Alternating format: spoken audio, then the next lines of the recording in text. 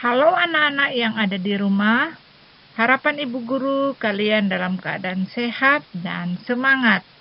Di video hari ini ibu guru akan memberikan materi muatan pelajaran bahasa Indonesia. Tema 3, peduli terhadap makhluk hidup. Subtema 1, hewan dan tumbuhan di lingkungan rumahku. Semoga anak-anak dapat mengikutinya. Terima kasih. Ciri-ciri pertanyaan yang baik dan benar. Kalimat tanya adalah untaian kata-kata yang membentuk gagasan untuk mencari informasi sebagai jawaban bagi orang yang bertanya. Kalimat tanya selalu diawali dengan kata tanya dan diakhiri dengan tanda tanya. Berikut kata tanya yang dapat kamu gunakan untuk membuat pertanyaan. 1.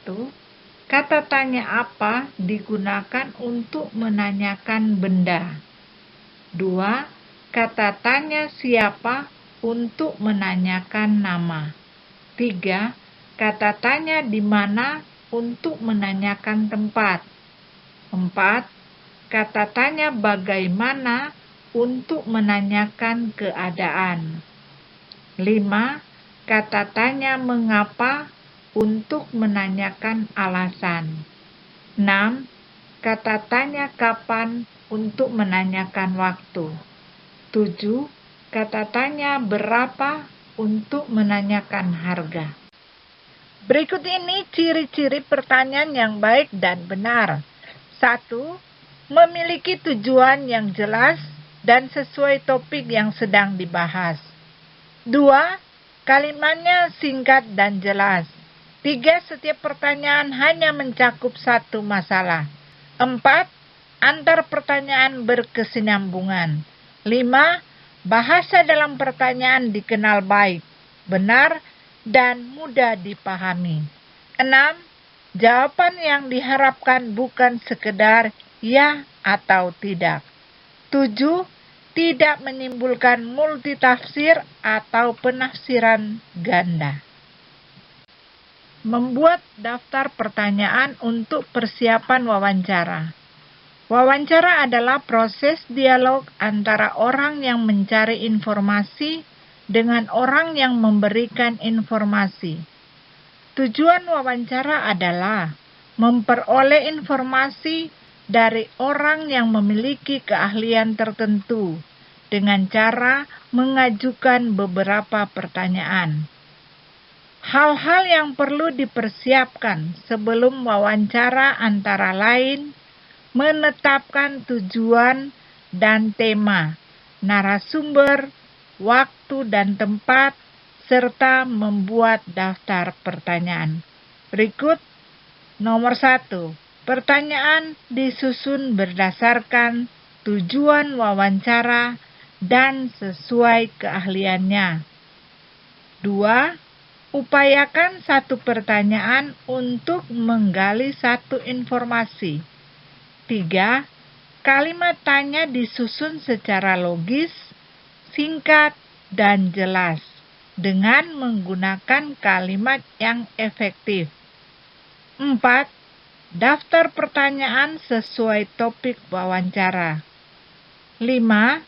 Kalimat pertanyaan yang diajukan secara lisan bergantung pada intonasi yang digunakan oleh pewawancara tanpa harus mengawalinya dengan kata tanya. Anak-anak, sekarang ibu guru akan lanjut dengan materi muatan pelajaran ilmu pengetahuan sosial. Tema 3, peduli terhadap makhluk hidup. Subtema 1, hewan dan tumbuhan di lingkungan rumahku. Kondisi dan karakteristik bentang alam di Indonesia. Segala sesuatu yang ada di suatu daerah yang dapat dimanfaatkan lebih jauh disebut potensi daerah. Potensi alam adalah seluruh kenampakan atau bentang alam beserta sumber daya alam yang terdapat di suatu daerah. Daratan adalah bagian permukaan bumi yang tidak digenangi air dan berbentuk padat. Wilayah daratan di Indonesia memiliki tanah yang subur, menyebabkan curah hujan teratur dan banyaknya gunung berapi. Oleh karenanya, dapat dimanfaatkan sebagai tempat berpijak dan sumber kehidupan manusia. Berikut beberapa bentang alam yang ada di wilayah Indonesia. 1. Pantai. Pantai adalah bagian daratan yang berbatasan dengan tepi laut. Pantai yang landai dimanfaatkan untuk kegiatan rekreasi, olahraga air, serta budidaya, perikanan, dan tambak. Contoh daerah pantai, antara lain Pantai Kuta, Parangtritis, dan Pantai Utara Jawa. Pantai yang terjal memiliki gua-gua burung walet yang dapat dimanfaatkan sebagai bahan makanan dan obat-obatan. Contoh, Pantai Karangbolong. Daerah pantai penduduk bekerja sebagai nelayan, jasa wisata, petani garam, pengusaha tambak. Jenis tanaman pantai, kelapa dan pohon bakau. 2. Dataran rendah. Dataran rendah adalah daerah yang relatif datar dengan letak ketinggian kurang dari 500 mdpl atau disebut meter di atas permukaan laut.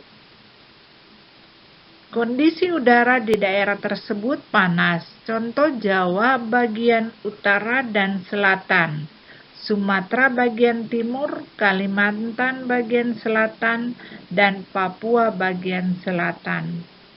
Manfaat dataran rendah sebagai lahan perkebunan, lahan pertanian, dan pemukiman. Penduduknya bekerja di sektor pertanian. Jenis tanamannya padi, jagung, dan tebu. Daerah ini adalah daerah perkebunan, perikanan, dan transportasi, industri, dan perdagangan. 3. Pegunungan.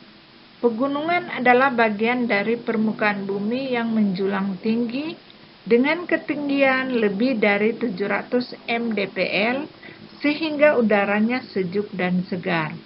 Contoh Pegunungan Bukit Barisan, Jayawijaya, dan Tengger. Penduduknya bekerja di sektor perkebunan, penambang pasir, dan pariwisata. Manfaat pegunungan tempat sarana rekreasi dan industri bunga dan sayuran. Selain itu ada jenis tanaman mahoni dan pinus. 4. Dataran tinggi atau plato.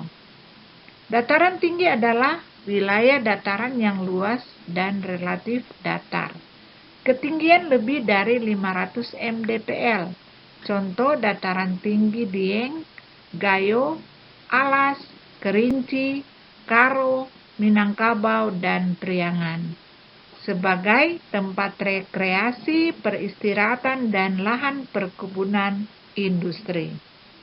Penduduknya bekerja sebagai petani, buruh perkebunan, pariwisata, peternak, dan pengrajin. Pertanian daerah itu menggunakan teknik sengkedan dan tanaman hortikultura seperti tomat, kol, dan cabai. Tanaman perkebunan seperti kopi, kakao, cengkeh, dan teh. Anak-anak, di slide terakhir ini Ibu Guru akan memberikan tugas pada buku MBP. Silakan anak-anak kerjakan di rumah. Pasti anak-anak bisa. Semangat! Terima kasih.